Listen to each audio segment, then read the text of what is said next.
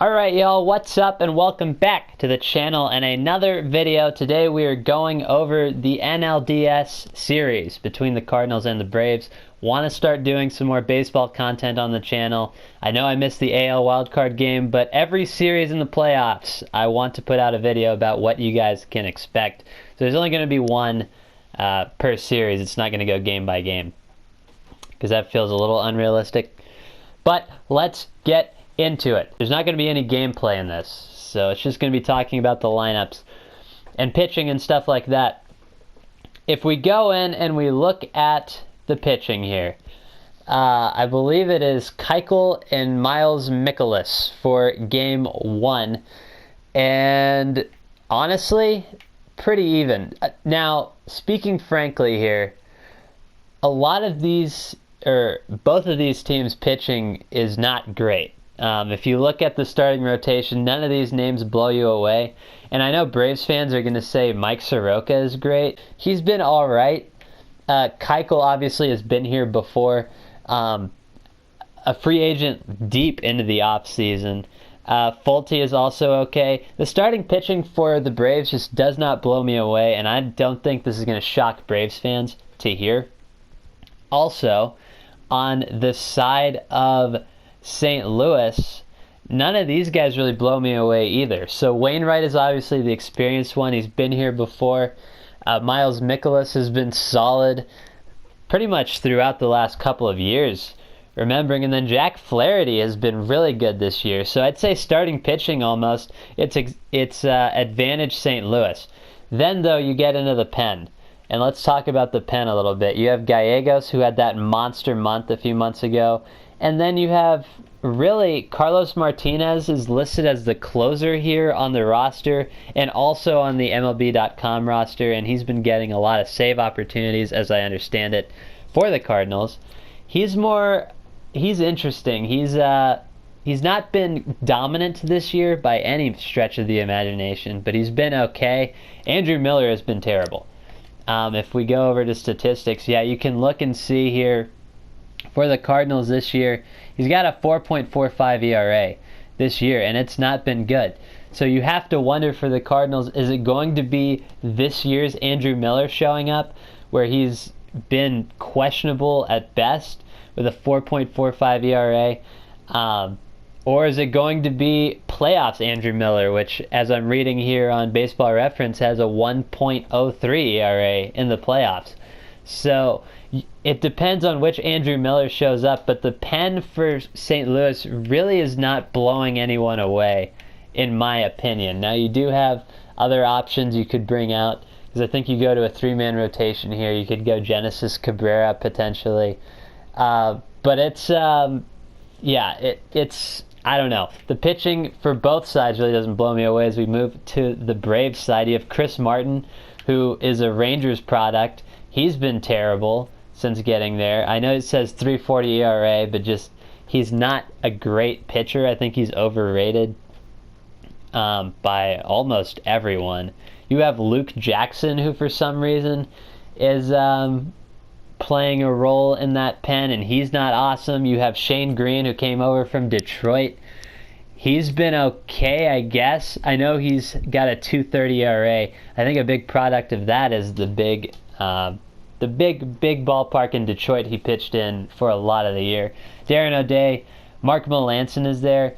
I think the pen advantage goes to Atlanta, but it's slight. I don't think any of these guys are blowing anyone away with the skill level in the pen. So let's get into the lineups today. I wonder if this is right. Hold on. Okay, so the Braves lineup is now correct, as well as the Cardinals lineup. Just had to make a few slight alterations. Today, the lineup for Game 1, as I'm recording this, is Acuna, Albies, Freeman, Donaldson, Markakis, Joyce, McCann, Swanson, and then Keuchel, the pitcher, obviously.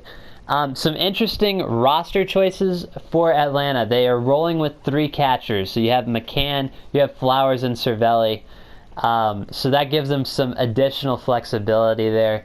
Today they're rocking with 3 lefties in a row in the 5, 6, and 7 spot. Obviously, with Mikolas being a right-handed pitcher, not uncommon to see that. I would expect, though, you see maybe Echeverria and Adam Duvall get some playing time when the lefties inevitably come into the game in that part of the lineup, either as pinch hitters or potentially starters down the road, depending on what St. Louis does pitching-wise. Now, Atlanta's pitching, we said, is not good at all, and that's not going to shock anyone to hear that. The way that Atlanta is going to get you is they're going to outscore you, and this lineup is powerful. I mean, you look at 1 through 4 is probably one of the best 1 through 4s in the entire league. There with Acuna, Albies, Freeman, and Donaldson, especially when they're all clicking. Markakis has had, of sorts, kind of a revival there in the 5 spot. So, I mean, this lineup is going to hit, and they're going to hit a lot. I expect a lot of runs to be scored there in Atlanta and St. Louis. Both of those ballparks, not the biggest ballparks ever, but I would expect some runs to be scored.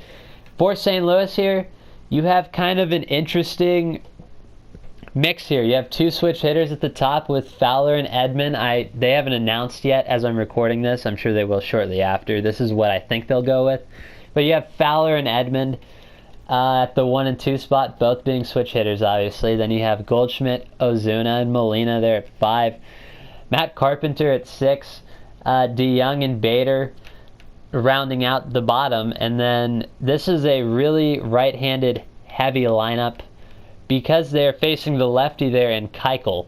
Now, if they ever get a righty on the mound, which they will because of the way that Atlanta's pitching is set up, you can see Colton Wong have at-bats. Matt Wieters certainly could have at-bats there, a switch hitting option off the bench. Also the only backup catcher. So I wouldn't... He could maybe get at-bats. It depends on Yachty's situation, I guess. But he's... He's mostly there for being a backup catcher, but I'm sure if they need him, they wouldn't hesitate to use him in a pitch-hitting opportunity. Jose Martinez also there, if you ever see a lefty on the mound. Definitely a pinch-hitting option. I don't think he's good enough in the field to play, and I know it says 40 fielding on his card here, which that doesn't really matter in real life because MLB The Show stats aren't the most accurate, but he's not a good fielder. I'd expect him to be more of a bench bat. The same there with Munoz maybe being a pinch running option, as well as Jimmy Weller. So, I would expect here people to watch for sure. I would look for Markakis to have a big series. Certainly Donaldson, because he's been here before. He could have a monster series. The Braves obviously were in the playoffs last year, so really all of them have been here before. Donaldson has had success in the playoffs before, as the Braves really didn't last year at all. So I would expect Donaldson to take this team over the top realistically. He's going to have a big series. Markakis is an interesting one to watch. Definitely watch for him. Obviously Acuna and Albies and Freeman's are probably going to be beasts. On this side, watch for Tommy Edman. Now he is a utility guy. They play him at second pretty regularly. I would watch for him. I think this team is going to ride as Tommy Edman's rides. So, or Edman, I don't know why I put an S at the end. But if he's going good, the team's going to be going good. I would also say watch out for Ozuna and Paul DeYoung. If those 3 guys have a big series, this could swing St. Louis's way. But that all being said, I am predicting Atlanta in 4. I think St. Louis squeaks one out, probably at home, but I think Atlanta in 4 is a realistic option and what I think is going to happen. So tell me what you think. Let me know if I'm an idiot, which probably you do. But yeah, that's going to do it for the video. Make sure to hit like and subscribe, and go watch the other NLDS breakdown between the Nationals and the Dodgers, because that's probably up on the channel as we speak, or it will be in a second. So I'll catch you guys in the next one.